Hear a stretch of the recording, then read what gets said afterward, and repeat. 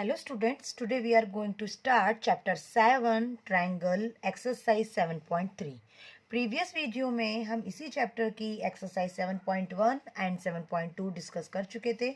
आज हम स्टार्ट करेंगे exercise 7.3।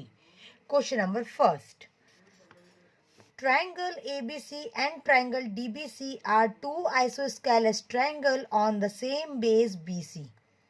And vertices A and D are on the same side of BC.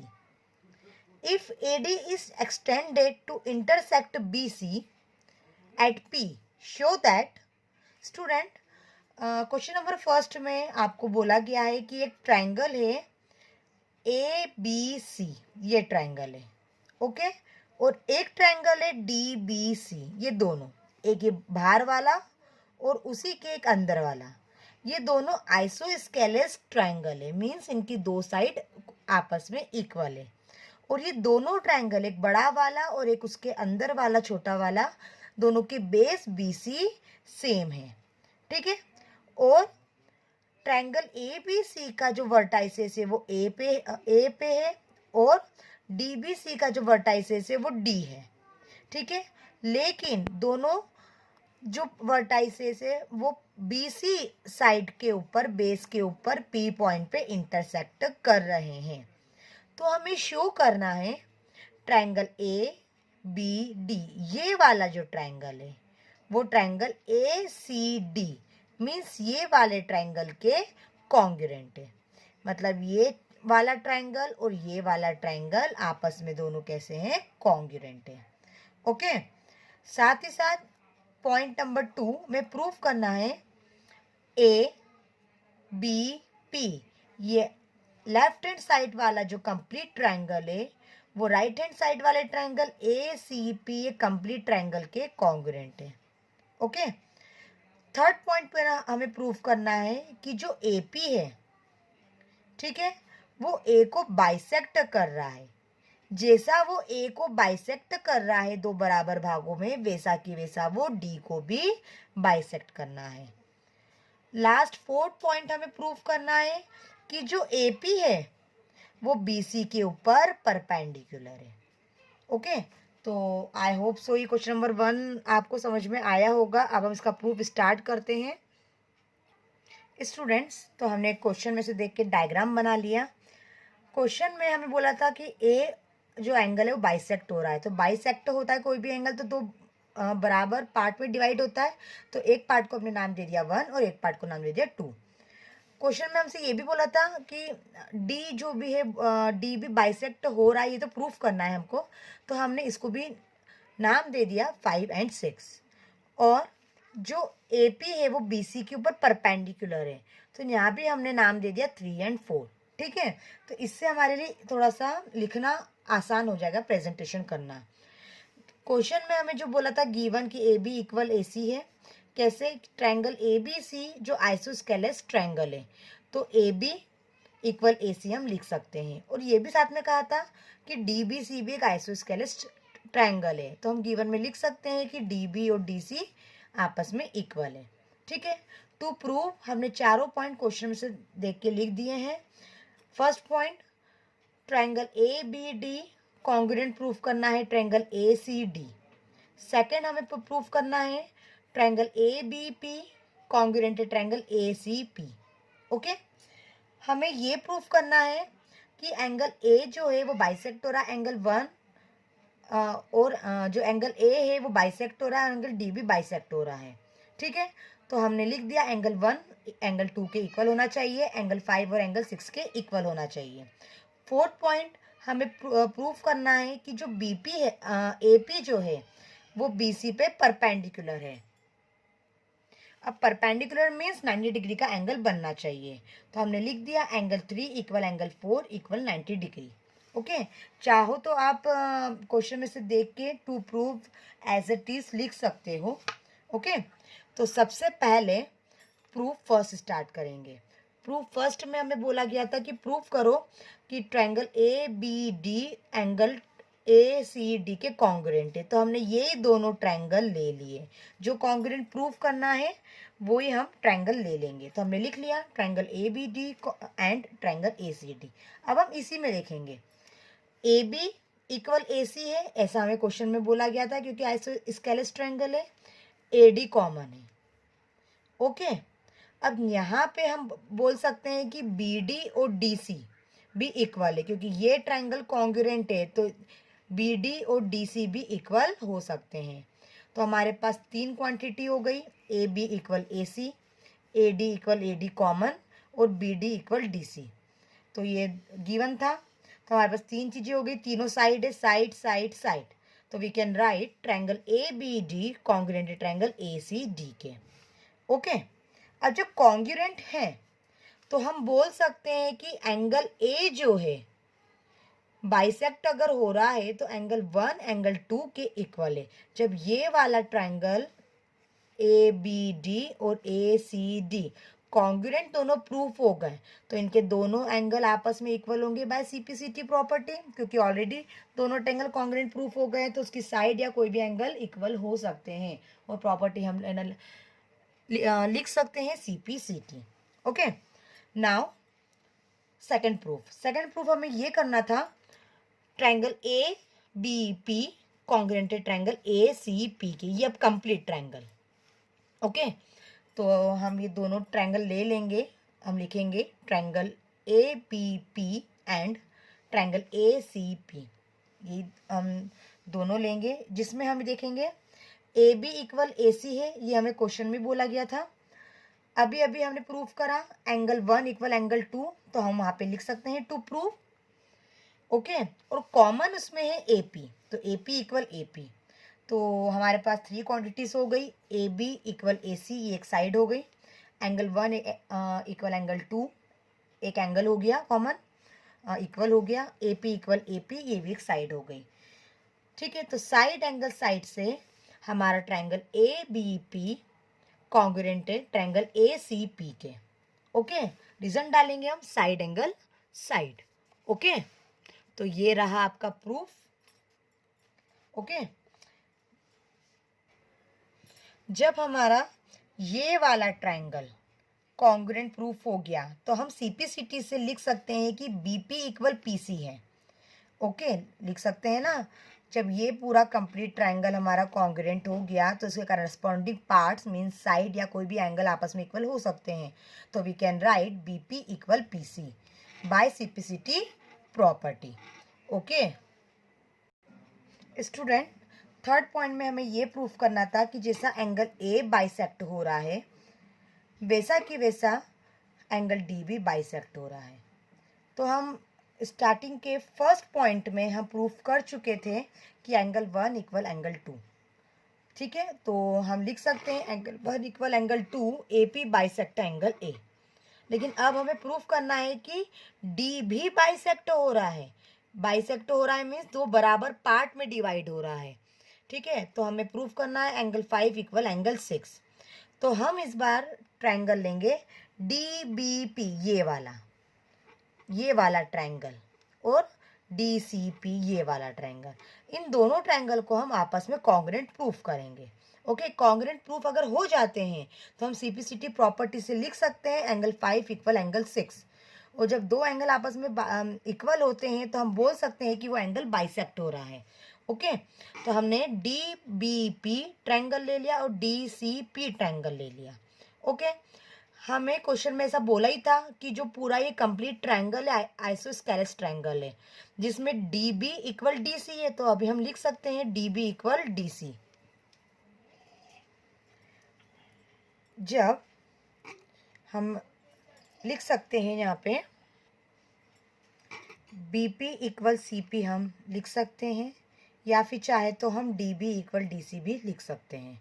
Okay, तो अभी यहाँ पे मैंने लिख दिया है D P equal P C. ये हम पहले ऊपर प्रूफ कर चुके हैं तो इसलिए हमने यहाँ पर रीजन लिख दिया प्रूव्ड। ओके, एंगल 3 और एंगल 4 भी आपस में इक्वल हो सकते हैं क्योंकि जो डी पी है वो परपेंडिकुलर है बी सी के ऊपर, तो 90 डिग्री का एंगल बनेगा। तो angle 3 equal angle 4 proved. Okay, अब कॉमन क्या है D P equal D P common, तीन चीजें हो गई। तो साइड एंगल साइड। तो हम बोल सकते हैं कि जो ये वाला ट्रायंगल है और ये वाला जो ट्रायंगल है दोनों आपस में कॉन्ग्रुएंट है। अब कॉन्ग्रुएंट है तो हम सीपीसीटी से बोल सकते हैं कि इसका जो एंगल है 5 और एंगल जो 6 है वो आपस में इक्वल है बाय सीपीसीटी प्रॉपर्टी। अब जब एंगल 5 और एंगल 6 आपस में इक्वल प्रूफ हो गए तो हम बोल सकते हैं कि एंगल डी भी बाइसेक्टर हो रहा है। ओके, तो यहाँ पे हमारा ऑप्शन थर्ड प्रूफ हो गया। स्टूडेंट्स, अब हम पॉइंट 4 प्रूफ करना स्टार्ट करते हैं। हमें ये बोला गया था कि प्रूफ करो कि BC के ऊपर AP परपेंडिकुलर है। हमसे ये बोला गया था, ठीक है। मीन्स कि ये दो बराबर भागों में उसको बांट रहा है, AP BC को दो बराबर भागों में बांट रहा है, ठीक है। तो सबसे पहले हमने ये प्रूफ कर चुके हैं कि BP इक्वल PC, ये हमने प्रूफ में लिख दिया। ये भी प्रूफ हो चुका है कि एंगल 3 एंगल 4 के इक्वल है, ये भी प्रूफ हो गया, ठीक है। अब एंगल 3 और एंगल 4 लीनियर पेयर एंगल है, ये हम chapter number 6 lines and angles में पढ़ चुके हैं कि जब एक ही लाइन पे दो एंगल बनते हैं तो उन दोनों एंगल का सम 180 होता है। तो रीजन लिख दिया linear pair angle. Angle 3 as it is angle 4 की प्लेस पे हम एंगल 3 लिख सकते हैं क्योंकि एंगल 3 एंगल 4 के इक्वल है, 180 as it is. Angle 3 plus angle 3 2 angle 3 हो गया, 180 एज इट इज। ओके, अब 2 जो है वो 180 के अपॉन में आएगा, तो 180 बाई 2 90, तो एंगल 3 90 डिग्री का हो गया। अब एंगल 3 90 डिग्री का हो गया तो एंगल 4 भी 90 डिग्री का होगा। तो हम बोल सकते हैं कि BC के ऊपर AP एक परपेंडिकुलर है, ठीक है। परपेंडिकुलर प्रूफ करने के लिए हमें 90 डिग्री प्रूफ करना होता है। तो यहाँ पे हमारा क्वेश्चन नंबर फर्स्ट फिनिश होता है। नाउ क्वेश्चन नंबर 3 स्टूडेंट्स, ये क्वेश्चन आपका होमवर्क में है। क्वेश्चन नंबर 3 आपको क्वेश्चन नंबर 1 में जैसे हमने कंसेप्ट अप्लाई करे थे वैसे ही क्वेश्चन नंबर 3 में आपको कंसेप्ट अप्लाई करने हैं। अब हम क्वेश्चन नंबर 4 पे आते हैं। B and CF are two equal altitudes of a triangle ABC। एक ट्रायंगल है ABC के जिसके दो एल्टीट्यूड्स हैं B and CF, जो कि दोनों इक्वल हैं। हमको using RHS congruency rule, RHS congruency rule जो हमने इंट्रोडक्शन पार्ट में देखा था कि ये क्या होता है, इसकी हेल्प से प्रूव करना है कि ट्रायंगल कैसा है, आइसोस्केलेस ट्रायंगल है। ओके, बहुत ही इजी क्वेश्चन है। Now question number 4 solution prove करना हम स्टार्ट करते हैं। स्टूडेंट्स, यहाँ पे मैंने एक ट्रायंगल ABC बना दिया है, ओके, जिसके मैंने दो एल्टीट्यूड बना दिए हैं, एक B और एक CF, जैसा कि हमें क्वेश्चन में बोला गया था, और दोनों आपस में इक्वल है। हमें प्रूफ करना है कि ABC जो ट्रायंगल है वो आइसोस्केलेस ट्रायंगल है। तो आइसोस्केलेस ट्रायंगल प्रूफ करने के लिए दो साइड इक्वल होनी चाहिए, तो हमको AB और AC इक्वल प्रूफ करनी होगी। तो सबसे पहले हम गिवन में लिख देंगे कि B इक्वल CF है, क्योंकि ऐसा हमें क्वेश्चन में बोला गया था, ठीक है। एंगल E और एंगल F भी हम इक्वल लिख सकते हैं क्योंकि एल्टीट्यूड्स हमेशा साइड की हेल्प से 90 डिग्री का एंगल बनाते हैं। अब दोनों ही 90 के हैं तो हम दोनों आपस में इक्वल लिख सकते हैं। टू प्रूव, हमको प्रूव करना है कि AB इक्वल AC है। अगर यही दोनों आपस में इक्वल प्रूफ हो जाए तो हम बोल सकते हैं कि ट्रायंगल ABC एक आइसोस्केलेस ट्रायंगल है, ठीक है। तो हम प्रूफ पे आते हैं। हमने ट्रायंगल ले लिया FBC, ये ट्रायंगल ले लिया, ओके। साथ में ECB, ये वाला ट्रायंगल ले लिया। अब हम इन दोनों ट्रायंगल को कॉन्ग्रुएंट प्रूफ करेंगे। सबसे पहले CF इक्वल होगा BE के, क्यों? क्योंकि एल्टीट्यूड्स आपस में इक्वल है, ऐसा हमें क्वेश्चन में बोला गया, तो हम गिवन रीजन डाल देंगे। एंगल E और एंगल F भी आपस में इक्वल होंगे क्योंकि दोनों 90 डिग्री के हैं, ओके। ये वाला ट्रायंगल FBC और ECB दोनों सेम बेस पे बना रहे CB, तो कॉमन हो गया। हमारे पास तीन क्वांटिटी हो गई, साइड एंगल साइड, ठीक है। लेकिन जब भी दो साइड के साथ 90 डिग्री का एंगल आ जाता है तो उसको हम बोलते हैं RHS प्रॉपर्टी। ये प्रॉपर्टी क्या होती है मैं आपको इंट्रोडक्शन पार्ट में अच्छे से बता चुकी हूँ। जब तीन क्वांटिटी प्रूफ हो गई तो we can say that triangle ABC congruent है ट्रायंगल ECB के। ओके, अब हम CPCT प्रॉपर्टी से बोल सकते हैं कि अगर ये दोनों ट्रायंगल आपस में कॉन्ग्रुएंट है तो इनका एंगल B और एंगल C इक्वल होंगे। अब जब एंगल B और एंगल C आपस में इक्वल होंगे तो एंगल C की अपोजिट साइड कौन सी है? AB। और एंगल B की अपोजिट साइड कौन सी है? AC। जब एंगल B और एंगल C दोनों आपस में इक्वल है तो इन दोनों की अपोजिट साइड्स भी आपस में इक्वल होगी। तो we can write AB equal AC। जब दोनों साइड आपस में इक्वल प्रूफ हो गई तो we can say that triangle ABC is a isosceles triangle. Okay students, तो यहाँ हमारा क्वेश्चन नंबर 4 का प्रूफ फिनिश होता है। अब हम क्वेश्चन नंबर 5 पे आते हैं। Now question number 5. This is the last question of exercise 7.3. Question number 5. ABC is an isosceles triangle. एक ABC ट्रायंगल है जो आइसोस्केलेस है, मीन्स उसकी दो साइड इक्वल है। तो कौन सी दो साइड आपस में इक्वल है? AB equal AC। Draw AP perpendicular BC।